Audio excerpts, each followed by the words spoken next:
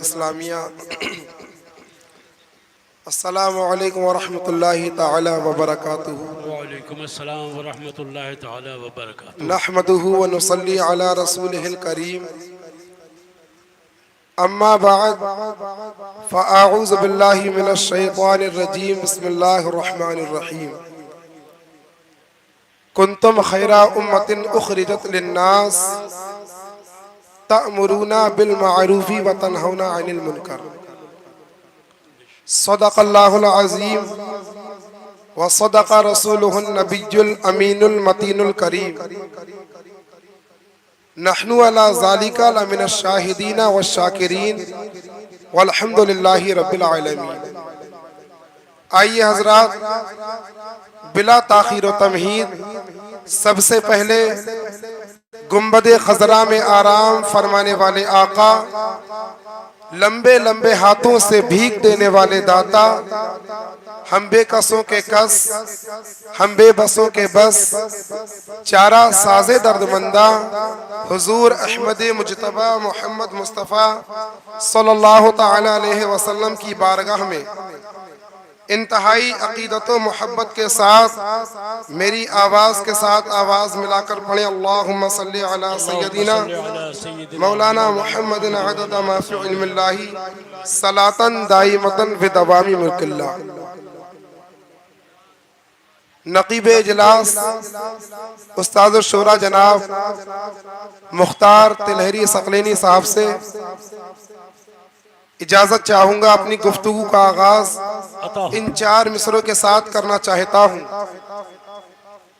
آج الحمدللہ آپ نے خود دیکھا کہ آستان شریف کی گلیاں کس قدر رونق افروز ہیں۔ اس پر میں نے کہا ہے، تشتے افلاک میں جتنے ہیں ستارے سارے، سبحان اللہ، تشتے افلاک میں جتنے ہیں ستارے سارے، ذات حق نے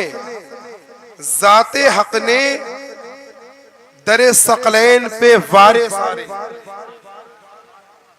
تشتے افلاک میں جتنے ہیں ستارے سارے، ذات حق نے در ثقلین پہ وارے سارے، اور تیرے دربار کی اس رونق و شادابی پر اے مرشد، تیرے دربار کی اس رونق و شادابی پر ہے فدا خلد کے رنگین نظارے سارے۔ سبحان اللہ، سبحان اللہ، تیرے دربار کی نعرہ رسالت، پیر و مرشد، سبحان اللہ، سبحان اللہ۔ تیرے دربار کی اس رونق و شادابی پر، تیرے دربار کی اس رونق و شادابی پر ہے فدا خلد کے رنگین نظارے سارے۔ تشت افلاک میں جتنے ہیں ستارے سارے، ذات حق نے در ثقلین پہ وارے سارے، اور میں نے گرداب میں جب ان کو پکارا ابصار، میں نے گرداب میں جب ان کو پکارا ابصار، چل کے خود پاس میرے آئے کنارے سارے، چل کے خود پاس میرے آئے کنارے سارے۔ تشت افلاک میں جتنے ہیں ستارے سارے، ذات حق نے در ثقلین پہ وارے سارے۔ اور کل گزشتہ رات جو مشاعرہ ہوا تھا، اس میں ایک شعر کہا تھا کہ بتلاتی ہے امانت غوث الورا ہیں آپ، کیا کہنے، سبحان بتلاتی ہے امانت غوث الورا ہیں آپ، یہ 11ویں شریف کی نسبت میاں حضور، سبحان اللہ، سبحان اللہ۔ یہ 11ویں شریف کی نسبت میاں حضور، درس ثقلین کے اعلان ہے غوث اعظم، درس ثقلین کے اعلان ہے غوث اعظم، آپ کا سب یہاں فیضان ہے غوث اعظم، بے شک، بے شک، آپ کا سب یہاں فیضان ہے غوث اعظم۔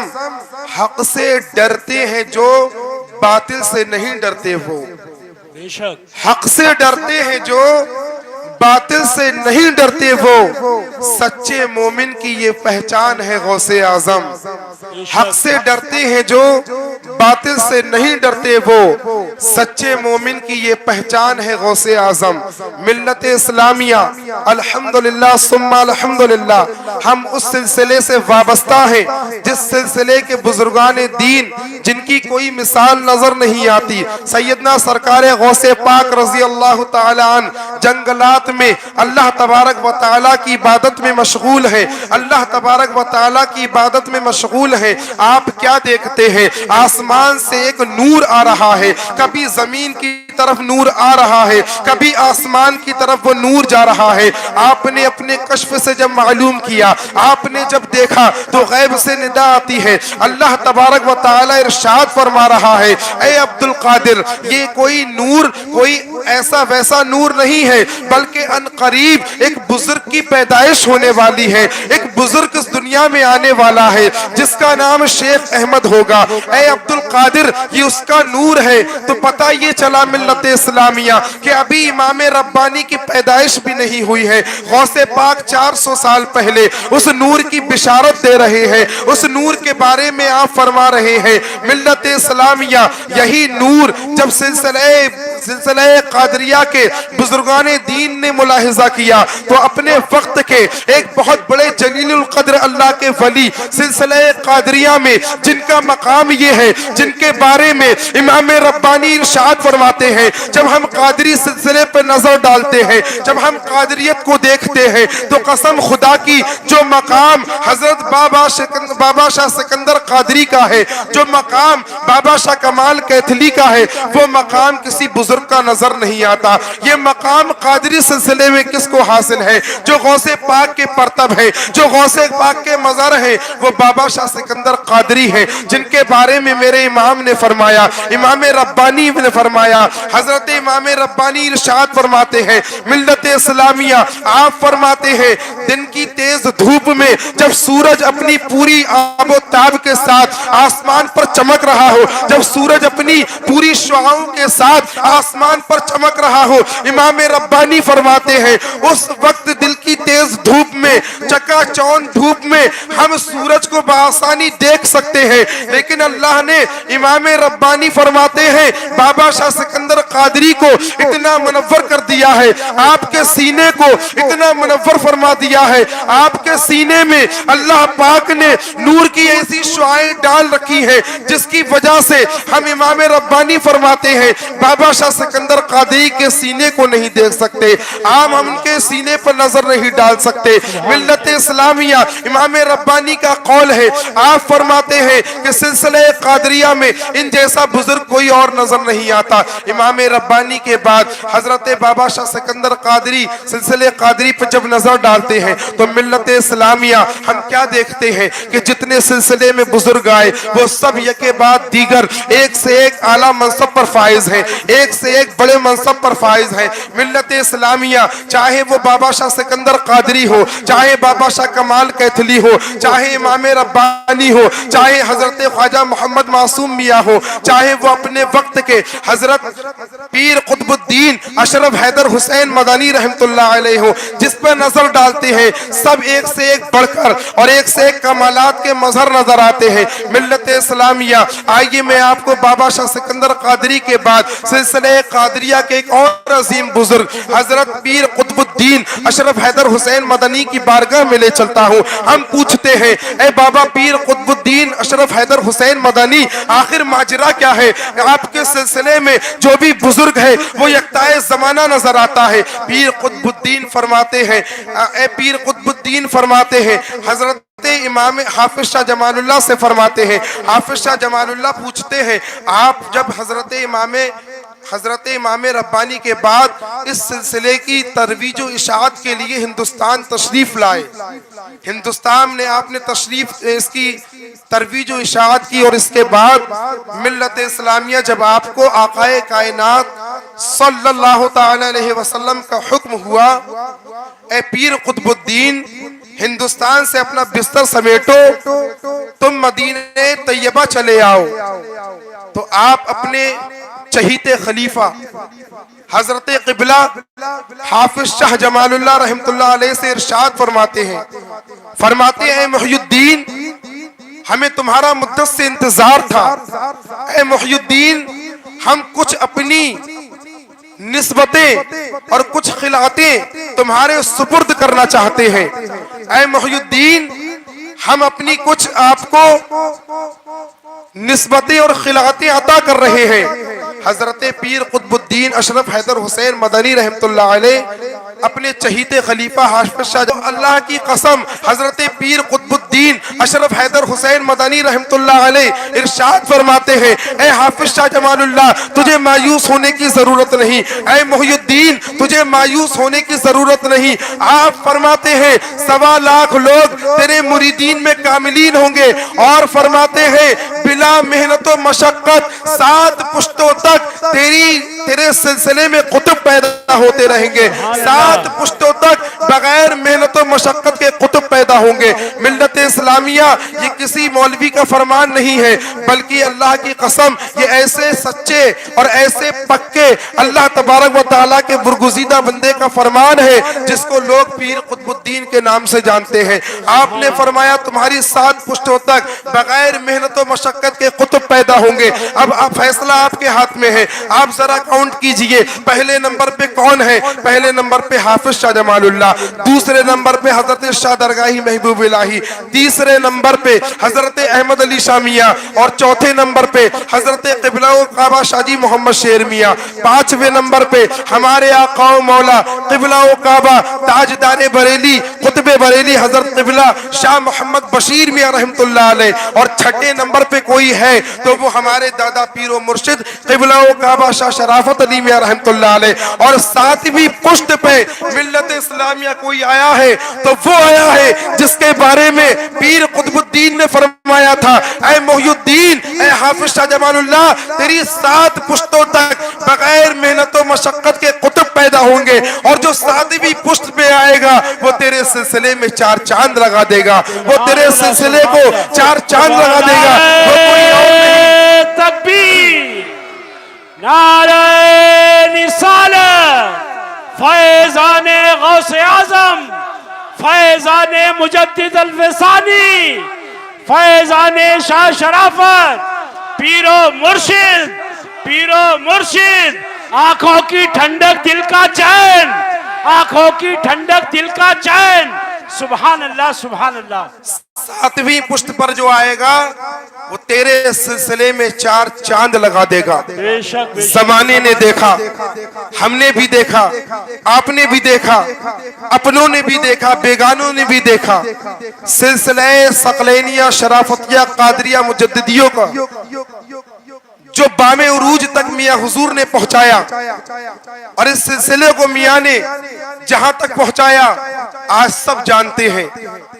ملت اسلامیہ میں آپ سے سوال کرتا ہوں، قبلہ میاں حضور علیہ الرحمہ کی جب پوری زندگی پہ ہم نظر ڈالتے ہیں تو آپ ذرا دیکھیں، آج لوگ جو باتیں کیا کرتے ہیں ان لوگوں کے لیے بھی میں کہنا چاہوں گا، جب لوگ اپنی مسند سجادگی پر بیٹھتے ہیں، جب لوگ اپنی خانقاہ پر بیٹھتے ہیں تو کسی کی عمر 40 سال، کسی کی عمر 30 سال، کسی کی 50 سال، کسی کی 60 سال، حتیٰ کہ عمر کا ایک آدھا حصہ گزار کر لوگ تب اس میدان میں آتے ہیں۔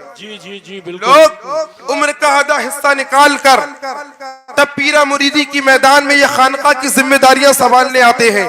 قربان جائیے میاں کی ذات پر، قربان جائیے میاں حضور کی شان پر۔ جب قبلہ دادا میاں حضور علیہ الرحمہ نے ہمارے آقا و مولا قبلہ و کعبہ حضور پیر و مرشد میاں حضور علیہ الرحمہ کو اپنی خلافت و جانشینی سے سرفراز فرمایا، ابھی حافظ عبد القادر صاحب نے خوب بیان کیا تھا، جب قبلہ میاں حضور علیہ الرحمہ کو ہمارے آقا و مولا دادا میاں حضور نے خلافت سے نوازا تب آپ کی عمر شریف 17 سال کی تھی۔ بے شک سبحان اللہ، عمر شریف 17 سال کی تھی۔ جب 17 سال کی عمر شریف میں قبلہ میاں حضور علیہ الرحمہ کو دادا میاں نے خلافت سے نوازا، اس کے 2-4 سال کے بعد سر سے دادا میاں حضور کا سایہ بھی اٹھ گیا، سر سے دادا میاں حضور کا سایہ بھی اٹھ گیا۔ اب عمر شریف غالباً 20 یا 22 سال ہے. اب آپ مجھے بتائیں آج سے غالباً 50 یا 60 سال پہلے جس بچے کی عمر 17 سال یا 18 سال یا 20 سال رہی ہوگی وہ اس وقت کتنی سمجھ رکھتا ہوگا. لیکن قربان جائیے میاں کی ذات پر، جب میاں حضور کی عمر شریف 17 یا 18 سال کی تھی اس وقت آپ مسند سجادگی پر بیٹھ کر قبلہ میاں حضور علیہ الرحمہ اپنے دادا جان کی مسند پر بیٹھ کر خانقاہ شریف میں اس وقت 17 سال کی عمر میں فقیری کر رہے ہیں. 17 سال کی عمر میں فقیری کر رہے ہیں. اور کوئی مجھے بتا دے اس دن سے لے کر آج تک کوئی قدم شریعت کے خلاف اٹھایا ہو، کوئی کام شریعت کے ہٹ کر کیا ہو، کوئی کام مصطفیٰ کی شریعت سے ہٹ کر کیا ہو. جس بچے کی عمر 17 سال یا 18 سال کی رہی ہوگی اس وقت سے لے کر اب تک جو خانقاہ کی ذمہ داریاں سنبھالی، دادا میاں حضور کا سایہ بھی سر سے اٹھ گیا اور والد بزرگوار کا سایہ بھی سر پر نہیں ہے.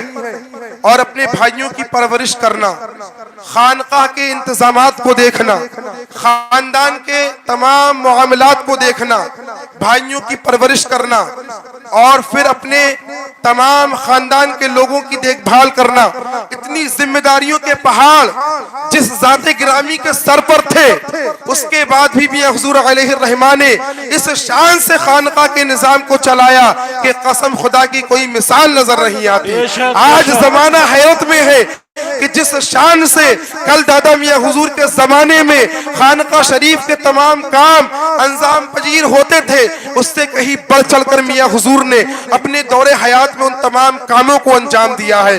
اور اس طرح سے آپ نے ان تمام کاموں کو انجام دیا کہ آج تک کوئی مجھے ایک بتا دے کہ کسی کام کو بھی میاں حضور نے انجام دیا کوئی کام شریعت کے خلاف کیا ہو. جب آپ اتنی کم عمر سے خانقاہ شریف کے نظام کو سنبھالنے کے لیے بیٹھے اور اس کے بعد سے لے کر آج تک ہر پیر بھائی جانتا ہے کہ دیکھیں کیسے 4 چاند لگائے قبلہ میاں حضور نے. آج میاں حضور اپنے پیچھے کوئی ایسا ویسا چھوڑ کر نہیں گئے ہیں. اس گمان میں نہ رہیں کہ اب کیا ہونے والا ہے، اب کیا ہوگا. چاہتے میاں حضور تو سب کچھ ظاہری طور پر ہمیں بتا جاتے، دکھا جاتے، لیکن یہ بزرگان دین کے اشارے ہیں، ان کو کون سمجھ سکتا ہے. بزرگی صرف ہوا میں اڑنے کا نام نہیں ہے، ہوا میں اڑنے کا نام بزرگی نہیں ہے. قبلہ میاں حضور علیہ الرحمہ کی زندگی کو دیکھیے، آپ دیکھیں میاں حضور کی زندگی کو کہ آپ نے پوری زندگی کبھی شریعت مصطفیٰ سے ہٹ کر کوئی کام کیا ہو. اور آج جو آپ جانشین چھوڑ کر گئے ہیں الحمدللہ وہ ایسا چھوڑ کر گئے جو سب پر بھاری ہے، ایسا جانشین اور اپنا ایسا خلیفہ بنا کر گئے ہیں آج الحمدللہ جو سب پر بھاری ہے. بے شک بے شک. لوگ باتیں نہ کریں، ارے یہ ان کے جانشین ہیں جنہوں نے 17 سال کی عمر سے خانقاہ شریف کے نظام کو چلایا ہے اور اس بہترین طریقے سے چلایا ہے. مجھے ایک واقعہ یاد آ گیا، بس یہ میں عرض کر کے اب آپ سے رخصتی چاہتا ہوں. قبلہ دادا میاں حضور علیہ الرحمہ جو مجھے وقت ملا ہے بس میں گنجائش کے طور پہ یہ واقعہ سنا کے آپ سے جلد رخصت ہو جاؤں گا. قبلہ دادا میاں حضور علیہ الرحمہ اپنی حیات زندگی میں قبلہ میاں حضور علیہ الرحمہ کو آپ کلیر شریف لے کر گئے. بڑی توجہ کے ساتھ سننا تمام پیر بھائی. جب قبلہ دادا میاں حضور اپنے ساتھ میاں حضور علیہ الرحمہ کو کلیر شریف لے کر گئے، آپ نے وہاں جا کر آستانہ صابر پاک میں حاضری کرائی. اور جب آپ سرکار صابر پاک کلیری رضی اللہ تعالیٰ عنہ کے آستانے میں پہنچتے ہیں تو آپ قبلہ میاں حضور فرماتے ہیں کہ ہم نے کھلی آنکھوں سے سرکار صابر پاک کا دیدار کیا، سبحان اللہ صابر پاک کا دیدار کیا. اور قبلہ میاں حضور علیہ الرحمہ فرماتے ہیں کہ دادا میاں حضور کی اور صاحب مزار کی جو بھی آپس میں گفتگو رہی ہوگی، جو بھی راز و نیاز کی باتیں رہی ہوں گی وہ تو خیر اللہ ہی جانتا ہے. پھر اس کے بعد آپ صابر پاک کے دربار سے باہر نکلے، روضہ پاک سے باہر نکلے، آپ چلنے لگے. جو آپ کے مزار پاک کی سامنے کی طرف دروازہ ہے، قبلہ دادا میاں حضور ہے، ساتھ میں میاں حضور بھی ہے۔ جب آپ وہاں سے گزر رہے تھے تو قریب میں ایک فقیر بیٹھا تھا، دروازے پر ایک ملنگ بیٹھا تھا، ایک فقیر بیٹھا تھا جس کے بال بھی الجھے ہوئے تھے، چہرے پہ کچھ ایسے آثار نظر آ رہے تھے جیسے کہیں دور سے سفر کر کر آ رہا ہے، جس کے چہرے سے ایسے آثار لگ رہے تھے کہ شاید یہ کوئی اللہ کی یاد میں مست فقیر ہے، یہ کوئی ملنگ ہے، وہ بیٹھا ہوا تھا۔ جیسے ہی قبلہ دادا میاں حضور علیہ الرحمہ پاس سے گزرے تو اس نے دیکھا آنکھیں پھیلا کر، اور قبلہ دادا میاں حضور آگے بڑھے، اس نے کہا اے ملنگ۔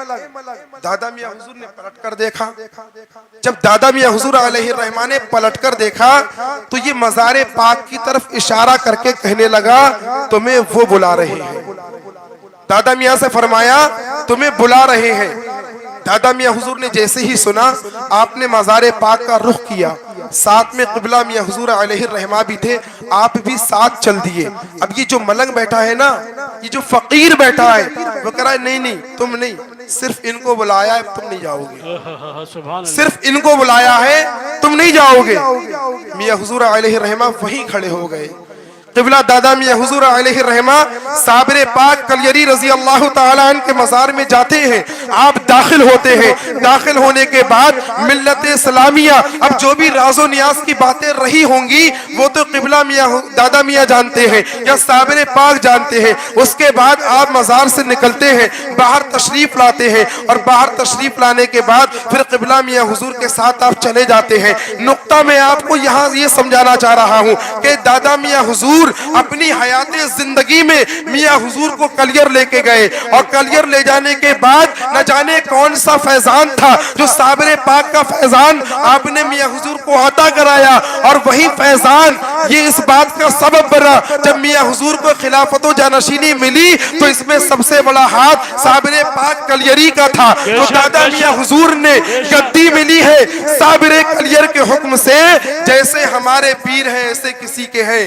گدی ملی ہے صابر کلیر کے حکم سے، جیسے ہمارے پیر ہیں ایسے کسی کے ہیں۔ صابر پاک نے وہ تمام فیضان میاں حضور کو عطا کیا، اور دلوانے والے کون ہیں؟ یہ قبلہ شرافت میاں حضور ہیں، اور ان کا فیضان قسم خدا کی ایسا فیضان ہے، جب یہ فیضان میاں حضور کی صورت میں جلوگر ہوا، میاں حضور کی صورت میں جلوگر ہوا تو سارا عالم فیضیاب ہو گیا۔ اب آئیے ذرا چائے سے توجہ ہٹا کر میری طرف آ جائیے، 2 منٹ آپ کے اور لوں گا۔ اب آئیے میاں حضور کی زندگی کو دیکھتے ہیں۔ میاں حضور کی آخری زندگی کا معاملہ کیا ہے؟ آخری ایام ہے۔ میاں حضور کی زندگی کے آخری ایام میں میاں حضور اپنے ساتھ غازی میاں حضور کو لے کر جاتے ہیں۔ جی بے شک۔ دادا میاں حضور اپنی حیات میں کلیر شریف قبلہ میاں حضور کو لے کر گئے، اور وہ سارا صابر پاک کا فیضان ان کو دلوایا۔ اب غور کیجئے، پوری زندگی میں میاں حضور نے نہ جانے کتنے دورے کیے ہوں گے کلیر شریف کے، لیکن متواتر 3 سال برابر ابھی آخری ایام میں وصال سے 3 سال پہلے لگاتار آپ اپنے ساتھ سرکار غازی میاں حضور کو اور سرکار صادقین میاں حضور کو لے کر گئے۔ کیوں؟ کیونکہ بزرگوں کا یہ طریقہ رہا ہے نا۔ اب آپ دیکھیں کہ دادا میاں حضور کو لے کر جا رہے ہیں، اب یہ میاں حضور اپنے ساتھ غازی میاں حضور کو لے کر جا رہے ہیں۔ بہت اچھا۔ اب وہ بھی کب؟ کیونکہ وصال کا وقت قریب ہے، آپ سب جانتے ہیں اپنے کشف سے کیا ہونے والا ہے۔ اب وہ تمام فیضان جو دادا میاں حضور نے صابر پاک سے میاں حضور کو عطا کرایا، جو صابر پاک نے تمام فیضان میاں حضور کو دیا، وہی سارا کا سارا فیضان اب صابر پاک نے ان کو عطا کر دیا۔ اب سارا فیضان صابر پاک ان کو عطا کر رہے ہیں متواتر 3 سال، اور فیضان بھی ایسا نہیں، ملت اسلامیہ فیضان بھی ایسا، زمانے کو بتا دیا، زمانے کو دکھا دیا صابر پاک نے کہ ہمارے لاڈلے جب کلیر آئیں گے، جب ہمارے منظور نظر آئیں گے تو صرف کلیر میں ہی نہیں، کلیر کی آبادی سے پہلے ان کا استقبال ہوگا، پہلے سے گاڑی موٹر سائیکلوں سے ان کا استقبال ہوگا، اور اس شان سے کلیر میں داخل کیا کہ زمانہ حیرت زدہ ہے، نہ جانے اس سے پہلے کوئی اس شان سے آیا تھا یا نہیں آیا تھا، لیکن میاں حضور جب کلیر میں داخل ہوئے ہیں تو سرکار غوث پاک کی 11ویں کا جھنڈا اور سرکار غوث اعظم کے جلوس غوثیہ کی قیادت سرکار صابر پاک اپنے منظور نظر سے کرا رہے ہیں، اپنے لاڈلے سے کرا رہے ہیں، اور دنیا کو بتا رہے ہیں اے دنیا والو دیکھ لو ان سے ہمارا روحانی رشتہ کیا ہے، یہ ہمارے پیارے، یہ ہمارے لاڈلے ہیں، اس شان سے آپ کا جو ہے وہاں پہ استقبال کرایا، اور وہی سارا فیضان جو قبلہ دادا میاں حضور نے میاں حضور کو عطا کیا تھا، وہی سارا فیضان غازی میاں حضور کو عطا کیا، اور اس کی وجہ یہ ہے کہ آپ جانتے ہیں، سارا شہر جانتا ہے، ہم سب جانتے ہیں، قبلہ میاں حضور کے عرس چہلم سے پہلے جو سوئم کی فاتحہ والے دن ہم تمام مریدوں نے نم آنکھوں سے سرکار غازی میاں حضور مد ظلہ النورانی کی دستار بندی کا جو حسین نظارہ دیکھا تو اس میں آپ نے ایک بات ضرور نوٹ کی ہوگی، ادھر صابر پاک سرکار صابر پاک اپنی بارگاہ میں بلا کر ان کو نواز رہے ہیں،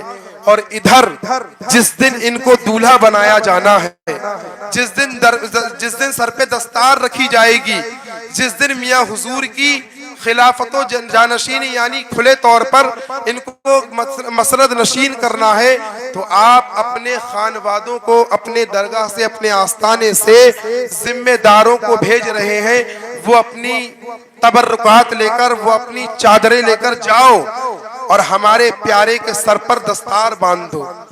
دنیا نے دیکھا سب سے پہلے غازی میاں حضور کے سر پہ جو دستار بدی وہ صابر پاک کے آستانے سے آئی تھی۔ اس دن کلیر شریف کے کچھ لوگ آئے تھے اور انہوں نے آ کر آپ کی دستار بندی کی، اس کے بعد صاحب سجادہ بھی آئے اور حضرت امام ربانی مجدد الفسانی ہمارے سلسلے کے روح رواں وہاں سے بھیج رہے ہیں دستار، سید صادق میاں کو لے کر بھیج رہے ہیں، جاؤ ہمارے پیارے کو ہماری طرف سے یہ تحفہ پیش کر دو تاکہ دنیا سمجھ جائے کل بھی یہ ہمارے جانشین تھے، آج بھی یہ ہمارے جانشین ہیں۔ ملت اسلامیہ باتیں بہت ساری تھیں، لیکن جو ہے وقت کے زیادہ ہو گیا ہے، وقت کے دامن میں اتنی گنجائش نہیں ہے، وقت کی قلت دامن گیر ہے، کبھی موقع آیا تو انشاءاللہ تعالی اسی طرح سے ان کی حیات زندگی پر جو بہت اہم پہلو اس پر گفتگو ہوگی۔ اللہ تبارک و تعالی میرے کہنے میں لفظاً یا معنی جس طرح سے غلطیاں ہو گئی ہوں ان کو معاف فرمائے، اور ہم سب کو قبلہ میاں حضور علیہ الرحمہ کی سچی محبت عطا فرمائے۔